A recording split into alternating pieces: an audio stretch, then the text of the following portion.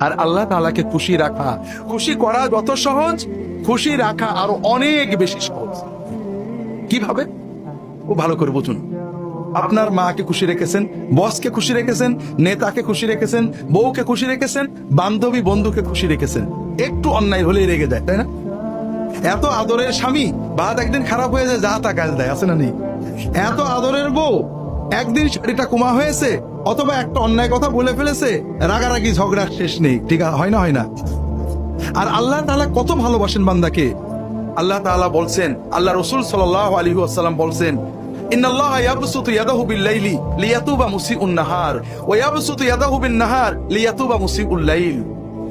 আল্লাহ তাআলা বান্দা যখন গুনাহ করে ফেরেশতাদের শিখিয়ে দেন, গুনাহটা সঙ্গে সঙ্গে লেখো না, গুনাহটা সঙ্গে সঙ্গে লেখো না, সারাদিন অপেক্ষা করো, দিনের ভিতরে যদি তওবা করে ওর নামে কোনো গুনাহই লেখো না।